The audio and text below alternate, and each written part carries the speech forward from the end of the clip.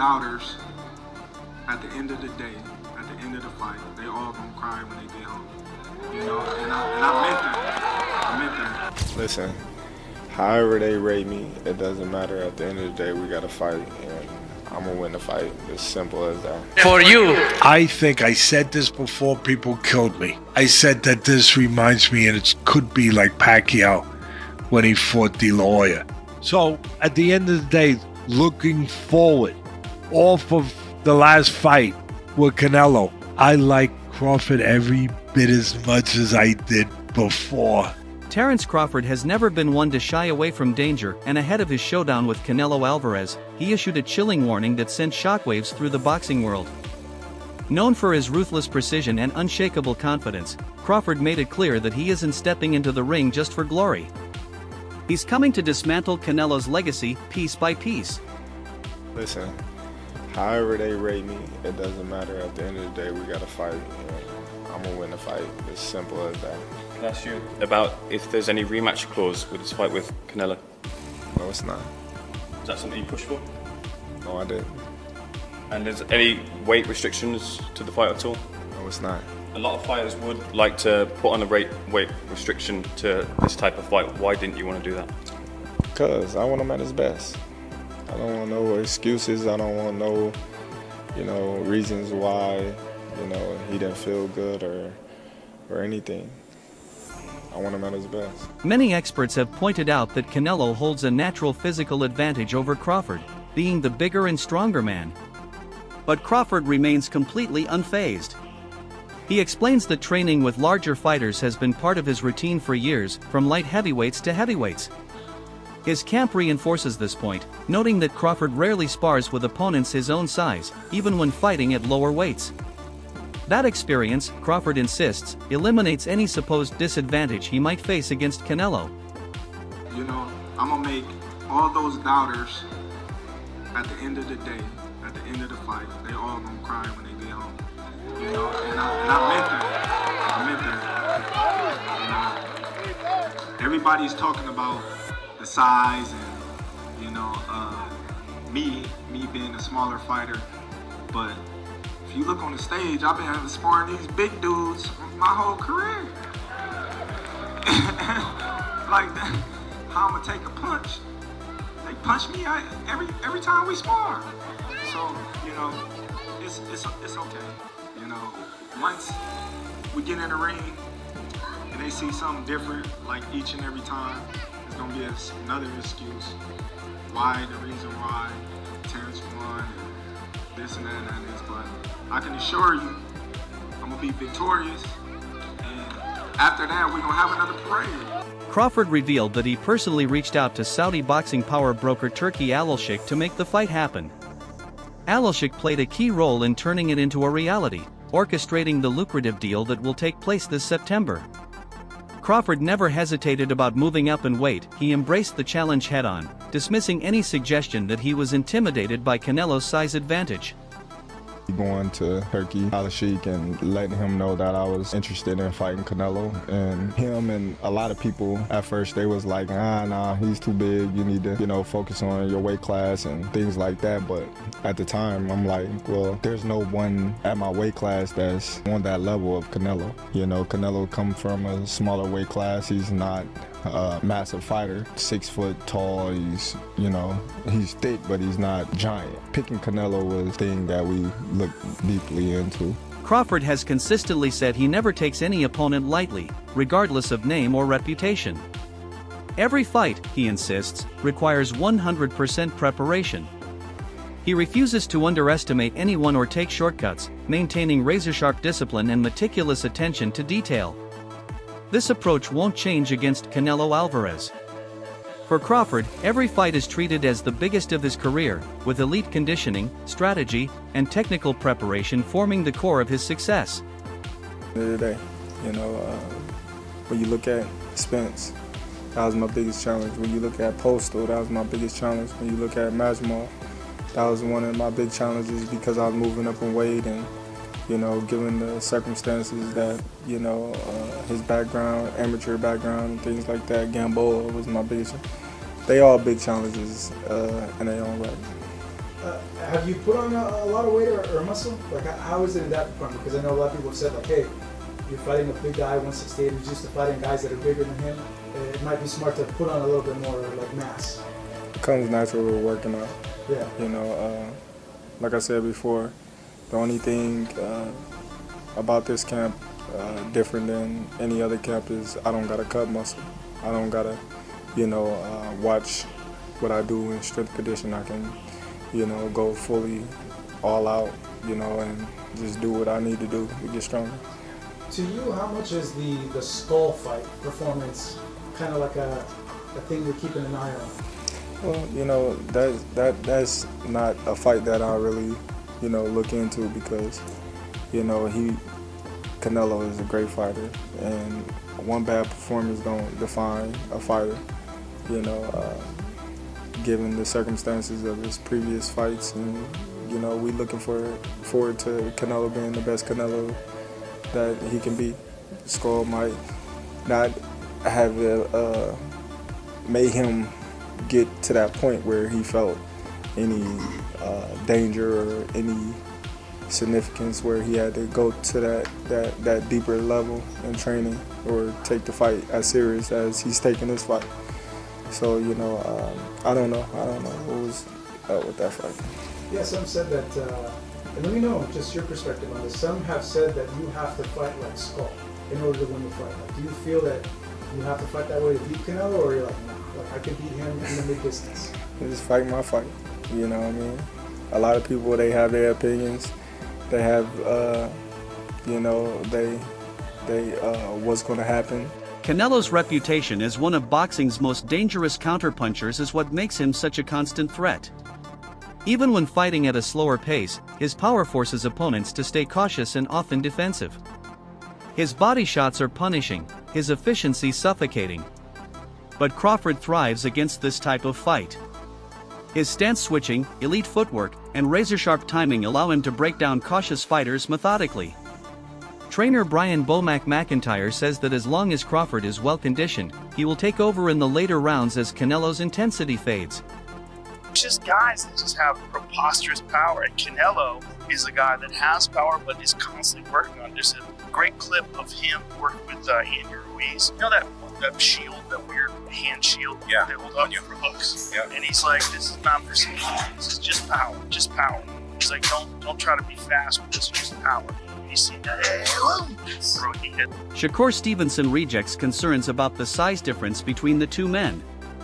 In his eyes, Crawford's superior talent, ring IQ, and all-around skill set more than make up for any physical disadvantage. Stevenson points out that boxing is not just about size, it's about timing, precision, and knowing how to neutralize an opponent's strengths. Crawford, he says, has proven time and time again that he can adapt to any opponent, and Stevenson firmly believes he has what it takes to beat Canelo. I feel like Bud could beat him easy. How though? What are your thoughts on Terence Crawford, Canelo Alvarez? Terence going up another 2 weight classes. Just got to 54, he's skipping 60, going straight to 68, talking about what's going on. I feel like once he beat Canelo, that will be like one of the greatest resumes in boxing ever, just because of the fact that he's going up 2 divisions just to fight this guy, and this guy's bigger than him. And not only did you just crush Errol Spence, but you go out there and the way that he beats Canelo too. If he go out there and just dominate and make it an easy fight, honestly, I think that that's gonna be like one of the best resumes I ever see. But as far as the fight, I feel like Bud could beat him easy. How though? Don't give me everything, just how is it? For me, it's a blueprint already. Floyd was a lot smaller than Canelo when he fought him. You keep Canelo on the outside. I ain't gonna even say too much, but you keep him on the outside and make it easy. Even though moving up to face a bigger opponent presents challenges, Crawford's preparation has been purposeful. As Olympic bronze medalist Omari Jones observes, Crawford hasn't simply bulked up for show, he's added functional muscle through focused training. This transformation, combined with his technical refinement and discipline, puts Crawford in prime position not just to compete but to excel at super middleweight. Jones views this fight as a testament to Crawford's dedication, a chance to prove that he can rise to the occasion against one of boxing's most dominant champions. He's pretty big. You don't think that's going to be a disadvantage for him in this fight? No, it looked like he put it on the right way. You know, the nutrition, the you know, like I said, the training. You know, Crawford, he trains hard, so I feel like, I know they say he probably went up to like 185, so he has to lose that weight. But I think if he did it the right way, which I know he did, he'll be successful in September.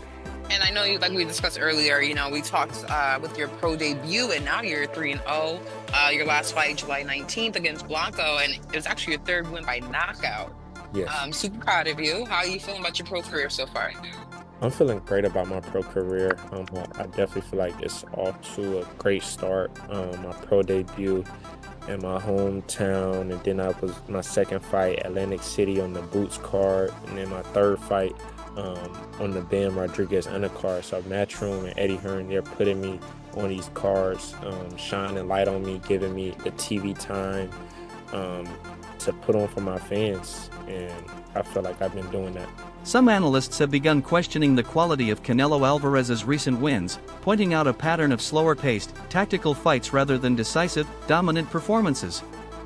For instance, in his unanimous decision over William Skull in Riyadh, Canelo threw just 152 punches, the second lowest total ever tracked by CompuBox in a 12-round fight. Crawford, by contrast, brings a complete arsenal, seamless stance switching, superior angles, slick footwork, and elite ring IQ that allow him to dictate tempo and frustrate opponents. This technical depth could give Crawford the edge over a power-reliant, methodical Canelo. Knocks him the hell out. We see Inoue against lesser competition. He knocks him the hell out. Canelo doesn't finish these guys, and he doesn't look good beating them. You know, shout out to the judges. The judges make Canelo look good for the past 6 fights. And so now we sit here, you know, what is Canelo going to do against Crawford? And while some of you are saying, you know, domination and weight, really the only thing that I hear is his weight, his power, his weight, his power, his weight, his power. And that's all that he has. But when I get to talking about Crawford, we'll dive into that. Well, to Byron's point, the last quality, super quality fight that Canelo had was against Dimitri Bivol, and we all know what happened with that.